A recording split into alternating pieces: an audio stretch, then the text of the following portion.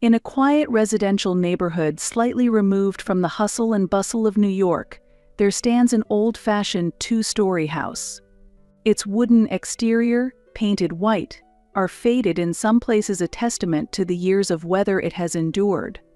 At the front door, there's a ramp installed for wheelchair access.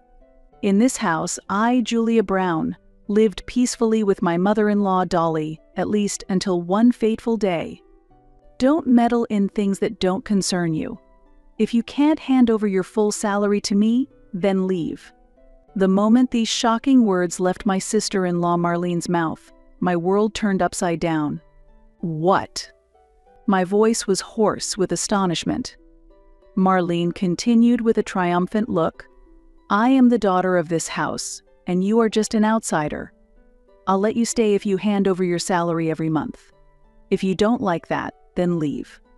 I was speechless at her words. For 10 years, I had devotedly cared for my mother-in-law day and night, and it was outrageous that my sister-in-law, who did nothing but play around, would say such things to me. Anger, sadness, and a deep sense of disappointment swirled within me. I vividly remember the day I married Russell and came to this house 20 years ago. I was 28 years old then. An Italian student who had recently arrived in America, Russell had kindly accepted me. With our marriage, the cohabitation with his mother, Dolly, began.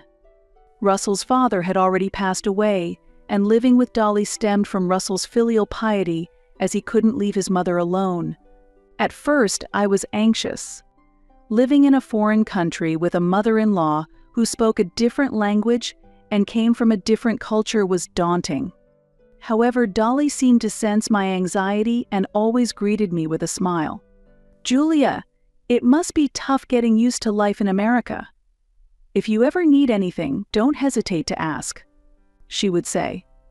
Dolly helped me study English and taught me about American culture and customs. Gradually, her kindness and thoughtfulness opened my heart. She patiently taught me household chores and cooking as well. Dolly explained how to make an American-style breakfast and the proper way to cook a turkey for Thanksgiving, taking me through each step with care. "Julia, your soup is really delicious. Could you teach me how to make it?" she would say. Such words from Dolly filled me with joy. We naturally built a relationship where we respected and learned from each other's cultures. Fortunately, Dolly was a very kind person, and we lived well together. Though not related by blood, she became like a real mother to me. However, everything changed 10 years ago when Dolly suddenly collapsed. One day, when I returned home from work, I found her lying on the floor in the living room. Although I nearly panicked, I managed to stay calm and immediately called an ambulance. The diagnosis at the hospital was a stroke. Thankfully, she survived, but she was left with paralysis on the right side of her body. As the doctor explained the need for long-term rehabilitation and daily assistance, my mind went blank. "Mrs. Brown, your mother-in-law will need long-term rehabilitation. She will also need help with her daily activities," the doctor said. Upon hearing the doctor's words, I nodded. At that moment, I made a firm decision. "I understand. I'll take care of her." Russell agreed with me, and I quit my job to start working from home as a freelancer so I could care for Dolly full-time. Caring for her turned out to be more challenging than I had imagined. Assisting with meals, helping with baths, and accompanying her to rehabilitation sessions every day was busy, and sometimes I was utterly exhausted. But Dolly's words of thanks and her smile healed my heart. Having lost my parents early, Dolly was like a real mother to me. That's why caregiving didn't feel like a burden, rather. I viewed it as an opportunity to give back. 3 years ago, our family faced another trial. It was a chilly, rainy day. As I was preparing breakfast like usual, the phone rang abruptly. It was the police. "Mrs. Brown, I'm sorry to inform you. Your husband has been involved in a traffic accident." The moment I heard those words, it felt as if my world had stopped. I rushed to the hospital, but the news waiting for me was the worst possible. Russell had died at the scene of the accident. The suddenness of it all made it impossible for me to accept reality. Overwhelmed by grief and despair, I couldn't stop crying for days. Dolly, too, was struck silent by the shock of losing her only son. Although her body was disabled, her mind was sharp. However, since the incident, she spent her days in a wheelchair, staring blankly out the window. I suppressed my own grief and devoted myself to caring for Dolly. I encouraged her to eat, talked to her, and did everything I could to help her regain some energy. I was determined to prevent her from deteriorating further, possibly into dementia. Dolly, it's sunny today. Would you like to go outside for some fresh air? I would suggest, and sometimes I'd take her out to the garden. We would sit on the garden bench, watching the roses that Russell had cherished, and spend quiet moments together. Occasionally we would reminisce about Russell, shedding tears together. When Russell was little, he used to play in this garden a lot. He would climb that tree and shout, "Mom, watch me." Dolly's voice trembled, but gradually light returned to her eyes. I also shared memories of my husband. Just after we got married, Russell and I spread out a picnic set in this garden, drank wine under the stars, and he told me, "Julia, I am so happy to have met you." Through these conversations, we gradually began to heal. Sharing our grief and supporting each other, we forged new bonds. For me, it was simple, nothing changed in our relationship. I would continue to live here and take care of Dolly as I had always done. But our peaceful days were about to be disrupted by a new turmoil. One day, there was an unexpected visitor. The doorbell rang, and when I opened the door, there stood Marlene. She is my late husband's sister and my sister-in-law. Long time no see, Julia. Can I stay for a bit? There was a forcefulness in Marlene's voice. I hesitated for a moment, but thought there was no reason to refuse, as she was family, so I invited her into the house. However, I had no idea that this decision would greatly change our lives. Marlene was exactly as my husband used to describe her, with a wry smile, saying, "She's much younger and has always been spoiled." Indeed, whenever she came back for New Year's or other occasions, she was very selfish and acted like a queen. Her selfishness was unbearable. Not only did she not help with caregiving, she also did none of the cooking or chores, yet ate and drank as much as she liked without cleaning up. She would get drunk, sometimes hurling insults. It was futile to expect a word of thanks from her. Her usual behavior was beyond common sense. Knowing that I was busy with caregiving, she would suddenly drop off her child and go out to have fun. When she finally came to pick up her child, she would take home the food I had prepared without asking. Even though it was her parents' home, I thought she was taking too much liberty. One day, I gathered the courage to speak up to Marlene. "Marlene, I think it would be nice if we could all cooperate and live together. Could you help out a bit?" However, her response was unexpected. "What? You, who can't even have children, are just a useless freeloader, so you should be doing all the housework to be useful? It's sad for Mom, who wanted grandchildren. That's why I bring my kids over." I was left speechless by her words. I couldn't believe that she could say such cruel things to me, knowing that I had desperately wanted children but couldn't have any. It was unbelievable that she was that gentle Dolly's daughter. I realized that it was useless to say anything to her, so I decided not to respond anymore. We didn't meet very often, and I thought it would be better if I just endured it.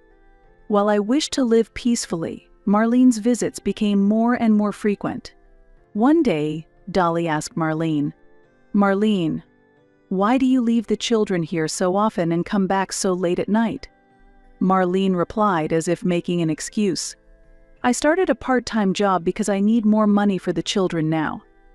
"You're happy to see your grandchildren, aren't you, Mom?" "That's true, but..." Dolly seemed unconvinced.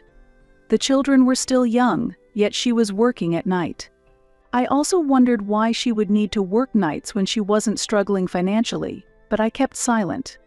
Then one day, as usual, Marlene suddenly visited. I thought she had come to drop off her children again, but this time she was alone. She came pulling a large travel suitcase, and just when I was wondering what was going on, she declared, "I've gotten a divorce, so I'm moving in here from today." Dolly and I were shocked and asked what she meant. Marlene, looking almost tearful, turned to Dolly and began, "Mom, the truth is, I've been suffering from domestic violence from my husband for a long time. I couldn't stand it anymore, so I decided to get a divorce." Dolly's face turned pale upon hearing these words. I was so surprised that I lost my words too. Marlene continued, "I wanted to bring the kids too, but my husband wouldn't allow it. He only agreed to the divorce on the condition that I leave the house alone." I was confused. I had met Marlene's husband a few times before, and he seemed calm and kind, not at all like someone who would commit violence. In fact, I had seen Marlene frequently yelling at her husband and children unreasonably. However, Dolly seemed to believe Marlene's words immediately. Hearing her daughter's suffering, she agreed to let her move in. "Julia, I'm sorry, but I can't abandon Marlene." Dolly apologized to me. While she said she was sorry to me, I understood that if a mother hears her daughter has been divorced and ousted, she couldn't just ignore it. With mixed feelings, I replied, "I understand." "Thank you, Mom." "Julia, please be nice, okay?" Marlene, who had appeared to be crying earlier, now smirked with dry eyes. It seemed like it was all an act. And so, our life living with Marlene began. However, she continued to do nothing at all, just like before. She didn't help with her mother's care, nor did she do any cooking, laundry, or cleaning. Astonishingly, she did nothing. Moreover, her attitude towards me became increasingly arrogant. But I maintained my composure in front of Dolly. I didn't want to cause any unnecessary worry for my mother-in-law. One day, Dolly spoke to me. "Julia, there's a place I want to go. It's a bit difficult with the wheelchair, but could you come with me?" "Of course. Where would you like to go? Shall we stop by our favorite cafe? It's been a while." There was a cafe that had been our favorite since I married into the family. We used to go there often when Dolly was still healthy. "I also have something important to discuss, so that sounds good." I felt a slight unease at Dolly's words. When we arrived at the cafe, Dolly, checking around to ensure privacy, began speaking in a low voice. "Julia, I'm actually worried about something concerning Marlene." "What is it?" "She's been going out in the middle of the night and spending a lot of money. Something about her behavior seems off." A look of deep concern was evident on Dolly's face. "Also about the divorce. Something doesn't seem right. I want to contact Marlene's ex-husband, but it's difficult for me." I was surprised by my mother-in-law's words. Dolly wasn't completely convinced by Marlene's story. "I understand. I'll look into it." From that day, I quietly but steadily began to investigate the truth. Several weeks later, I had uncovered the entire truth. I contacted Marlene's ex-husband and met with him directly. His story was entirely different from Marlene's claims. Actually, Marlene had multiple affairs. I forgave her each time, trying to make things work. Sadness was evident in his eyes. In the end, Marlene left the house on her own. She neglected the children too. I was stunned. All of Marlene's stories were lies. As evidence, her ex-husband showed me exchanges of messages between Marlene and another man, along with hotel receipts. After learning everything, I told Dolly the truth. She appeared deeply hurt, yet there was also a look of resolve on her face. "Julia, thank you. There's something I must do." From that day, Dolly began closely communicating with a lawyer. She didn't share the details with me, but it seemed she was preparing something. At home, Marlene's attitude towards me became increasingly arrogant. "Hey, make something more substantial. What's with this bland, all-veggie meal? Are you trying to annoy me? I'm making these meals low in salt considering your mom's health. Marlene, you should cook what you like to eat." "What? Don't order me around, you're just a freeloader." Freeloader. Besides, my brother is dead, and you're practically a stranger now, right? Why are you still living in this house? Are you paying rent? If you have a salary, you should give it all to me." What? I was baffled by Marlene's words. It's ridiculous to keep a stranger in the house for free. You should be paying rent and utilities. Rent? I've been living here since I got married. We even paid for the renovations when we moved in, and all the utility bills. But the land and the house are ours. And now that my brother is gone, you can say whatever you want, right? Marlene's words hurt me deeply. I had devoted 10 years to caregiving for Dolly day and night, and to be treated like this was unbearable. Who will take care of Dolly if I'm not here? Don't meddle in things that don't concern you. If you can't hand over your full salary to me, then leave. The moment these shocking words left my sister-in-law Marlene's mouth, my world turned upside down. What?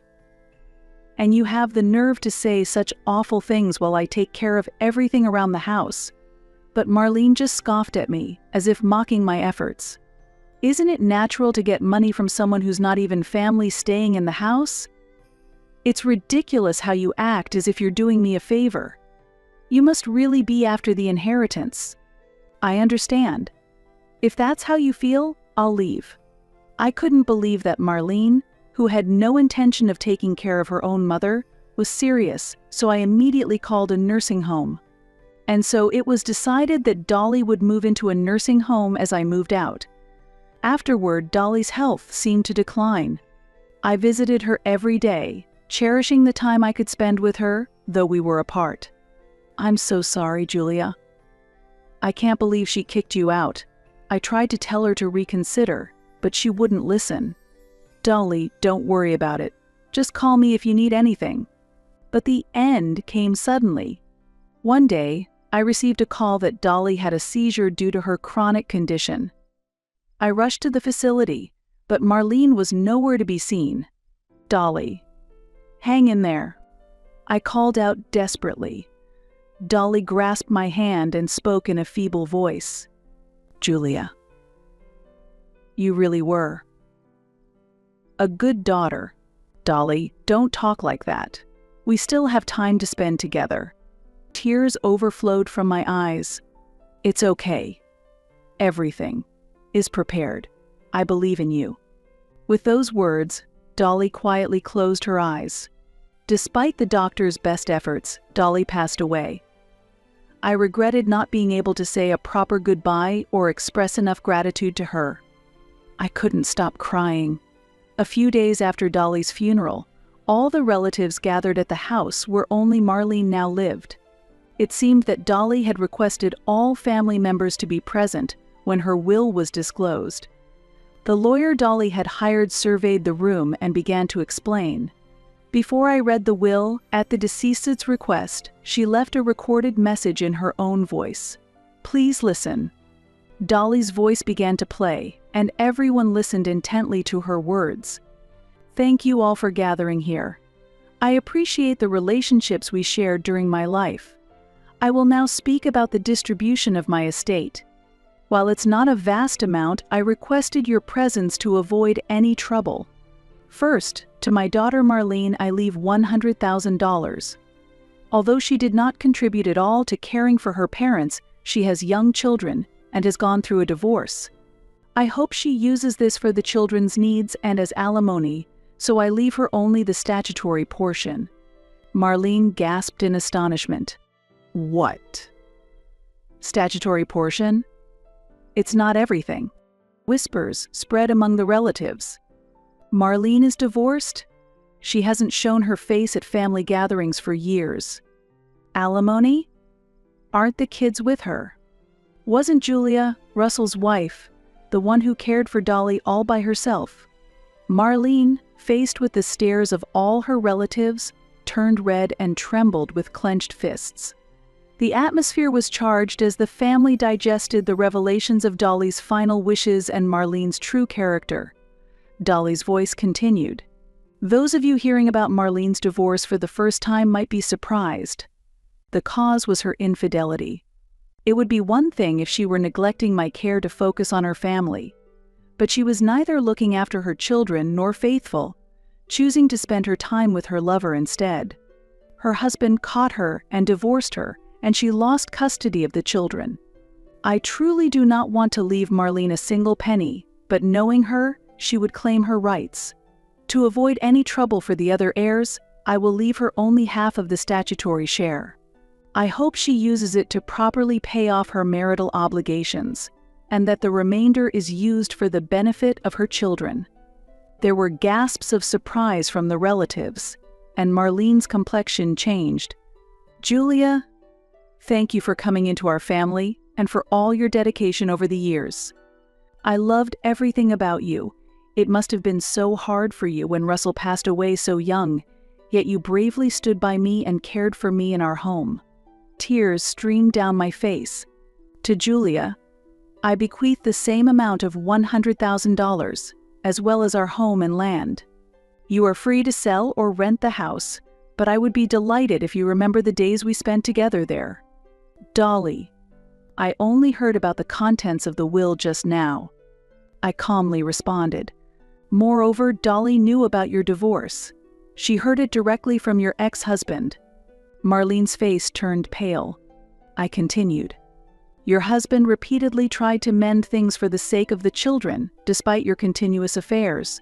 Though your kind-hearted husband had no intention of demanding alimony, Dolly suggested that he should.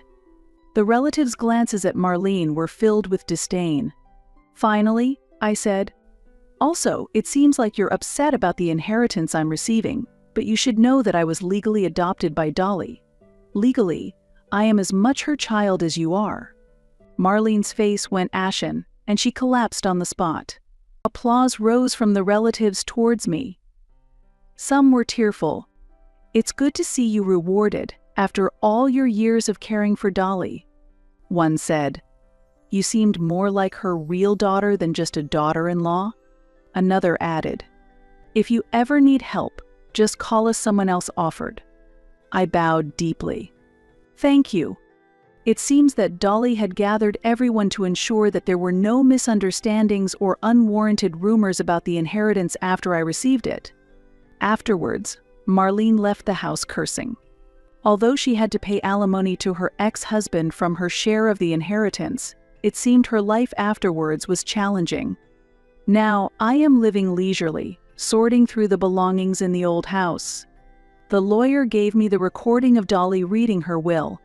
Thank you for everything, truly. I have always loved your honesty and kindness. Just recalling Dolly's words brings tears to my eyes. I wonder if I was able to express my gratitude to her adequately. Caring for her wasn't something I thought of as caregiving. It was just natural to be together all the time. I wonder if she knew how I felt. Perhaps the contents of the will were her way of answering. If I keep crying, I worry that my husband in heaven and Dolly would be concerned about me. All right, today I'll go to that cafe for the first time in a while, I declared aloud. Arriving at the cafe, a familiar scent enveloped me, bringing back memories of the days I spent here with Dolly. Welcome, greeted a young waitress with a smile. Is it just one today? Yes, I responded, and unexpectedly, tears welled up in my eyes. Are you okay? The waitress asked, looking concerned. I'm sorry, I'm fine. I used to come here often with my mother-in-law. She has passed away now. I see. It must be a place full of memories for you and your mother-in-law, she said with a gentle smile. Yes, but it's my first time here alone. I understand. But I'm sure she's happy that you came to this special place, she reassured me. Her words made me feel a bit more encouraged. Thank you. Yes, I'm sure you're right, I said with a smile, settling into my seat. As I looked out the window from my table, the warm spring sunshine felt comforting. A new season was beginning.